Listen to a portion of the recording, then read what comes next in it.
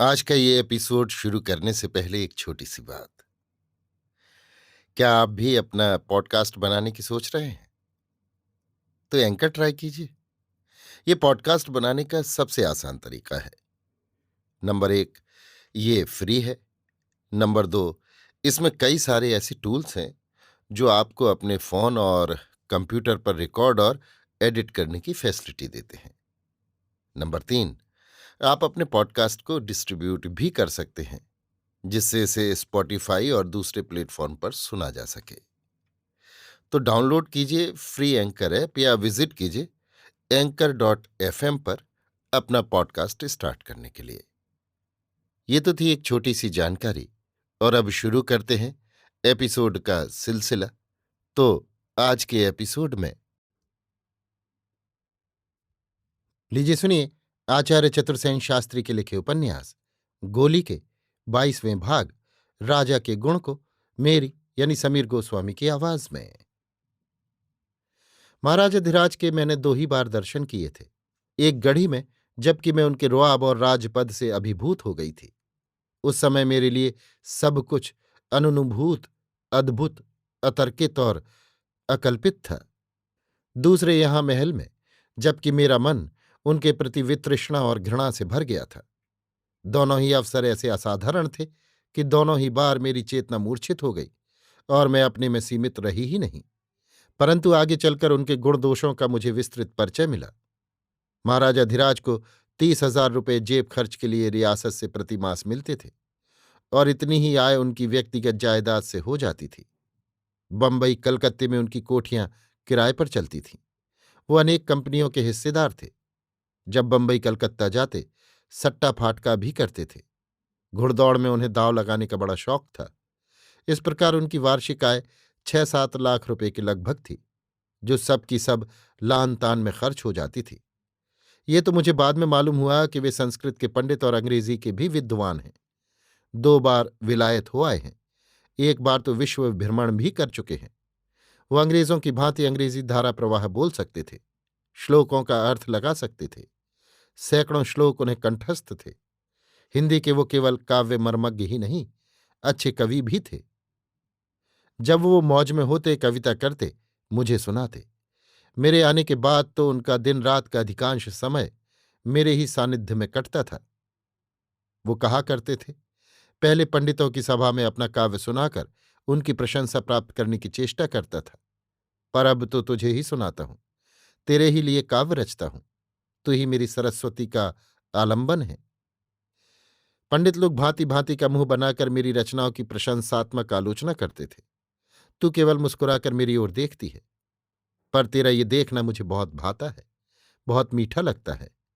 अब उन पंडितों के पोपले झुर्रियों से भरे मुखों की प्रशंसा से मेरा क्या प्रयोजन है, जब तू साक्षात वीणा धारणी सरस्वती, शरदकालीन मेघ के समान उज्ज्वल शुभ्र शोभा धारणी शरदेन्दुमुखी मेरे सम्मुख उपस्थित है।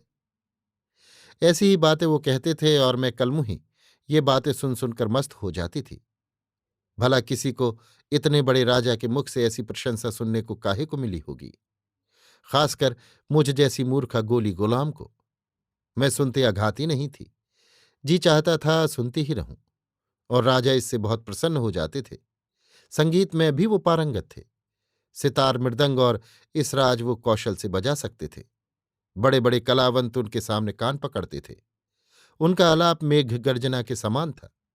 वो वातावरण में भूकंप सा लाता था। गुणी गुणी की कद्र भी करता है। बड़े बड़े गुणी कलावंत दूर दूर से आकर अपनी कला दिखाते, हफ्तों जलसे होते और खूब इनाम इकराम लेकर राजा का जय जयकार करते थे। राजा बड़े भारी दाता थे, मुक्त हाथों से याचक को देते थे। विद्वान कवि जो भी उनके सामने पहुंच गया, उसे 5,000 से कम मुद्रा नहीं देते थे। सितार में उन्होंने कुछ खास परिवर्तन किए थे, और इस राज में भी कुछ नए सुधार किए थे। संगीत पर उन्होंने एक शास्त्रीय ग्रंथ भी लिखा था, जिसे वो मित्रों को भेंट दिया करते थे। नानाविध भोजन व्यंजन बनाने में भी वो एक थे। अपने हाथ से उत्तम खाद्य पेय भोज बनाने और मित्रों को खिलाने में उन्हें बड़ा आनंद आता था। और अब तो लगभग सभी मित्रों का स्थान मैंने ले लिया था। वो मुझे खिलाते नहीं थे, भोग लगाते थे, जैसे भक्त देवी देवताओं को भोग लगाते हैं। विविध पकवान बनाने का उनका शौक इतना बढ़ा चढ़ा था कि कभी कभी तो दिन भर उनका इन्हीं कामों में बीत जाता। उनकी इन बातों से मैं बहुत ढीठ हो चली थी, अपनी हैसियत भूल गई थी, कभी कभी गुस्ताखियां कर बैठती थी।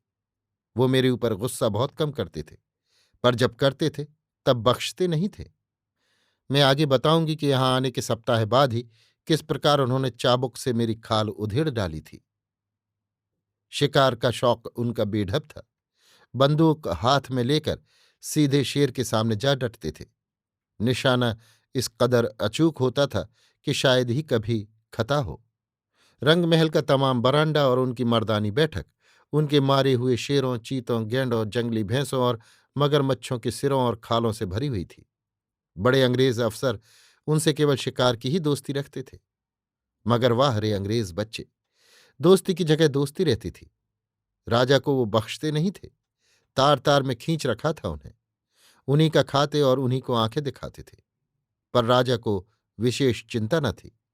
वे अंग्रेजी लिबास पहन अंग्रेजों के साथ वैसे ही अंग्रेजी बोलते थे। तब कौन कह सकता है कि उनमें एक अधीन भारतीय है, दूसरा प्रतापी अंग्रेज। वो परम वैष्णव थे। श्री जी उनके इष्ट देव थे। श्री जी उनके कुल देवता थे। प्रातःकाल वो नित्य प्रहर पूजाचर्या में व्यतीत करते थे, परंतु खान पान के वैष्णव न थे, पक्के मांसाहारी थे। राजा की रसोई के अतिरिक्त उनका पृथक बावर्ची खाना था, जहां दो मुसलमान और फ्रांसीसी बावर्ची भिन्न भिन्न प्रकार के भोज्य पदार्थ तैयार करते थे।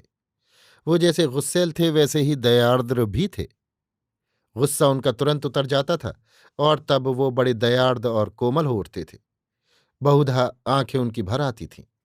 कभी कभी आत्म प्रताड़ना से वो बहुत ही विकल हो उठते थे। उनकी दयालुता की भी बहुत सी कहानियां विख्यात थीं, और मुझ भाग्यहीना पर तो उन्होंने दया का दरिया ही बहा दिया था। कभी कभी तो वो भीड़ की भांति सीधे और आज्ञाकारी बन जाते थे, पर जब वो अपनी हठ पर उतरते थे तब ब्रह्मा भी उन्हें टस से मस नहीं कर सकता था। हमारे ऐसे ही अद्भुत थे महाराजाधिराज, हमारे अन्नदाता, जिनके साथ मैंने अपने जीवन के 21 वर्ष व्यतीत किए। पूरे 21 वर्ष। अभी आप सुन रहे थे आचार्य चतुर्सेन शास्त्री के लिखे उपन्यास गोली के 22वें भाग राजा के गुण को, मेरी यानी समीर गोस्वामी की आवाज में।